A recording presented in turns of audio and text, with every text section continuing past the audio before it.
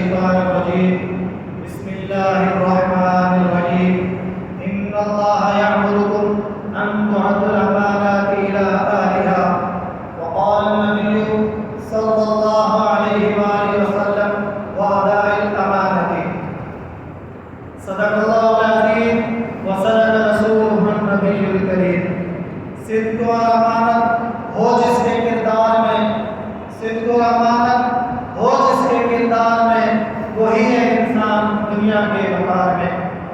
آج جس موضوع پہ لب کشائی کرنے کی سعادت حاصل کر رہا ہوں وہ موضوع سخن صدق و امانت کی اہمیت۔ صدق یعنی سچائی ہے اور امانت یعنی دانشداری ہے۔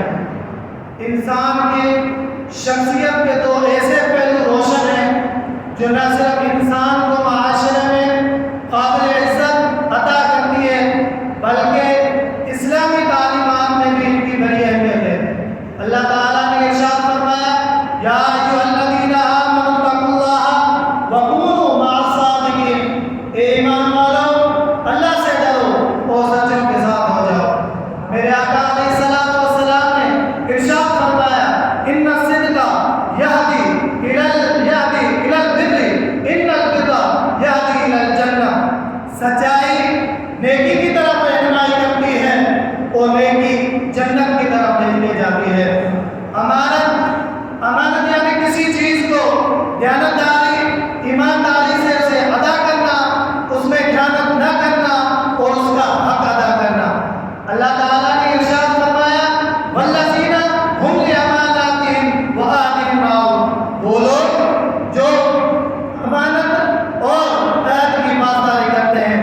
آقا علیہ السلام والسلام نے ارشاد فرمایا لا ایمان لمن لا امانت لہ، جو امانت دار نہیں اس کا ایمان نہیں۔ میرے آقا مولا صلی اللہ علیہ وآلہ وسلم کی پاکیزہ زندگی میں یہ دو وصف نمایاں طور پر شامل تھے۔ آپ علیہ السلام والسلام بچپن میں صادق و امین کے پیکر تھے اور نبوت سے پہلے آپ علیہ السلام والسلام مکہ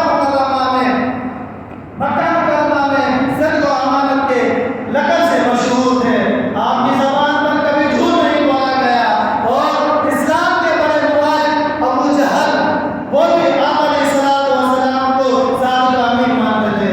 چنانچہ ہجرت کے موقع پر یہ صورتحال تھی کہ آپ علیہ السلام والسلام کے جان کے پیاسی تھے اور آپ کے خلاف قتل کا منصوبہ بنا رہے تھے۔ جب اللہ تعالیٰ نے حکم دیا کہ آپ ہجرت کر کے مدینہ منورہ چلے جائیں، اسی حال میں بھی آپ نے اپنا معتمد حضرت علی کرم اللہ وجہہ کو بنایا اور پابند کیا کہ یہ جس کی امانت ہے آپ ان کو امانت دے کر مدینہ منورہ آئیں۔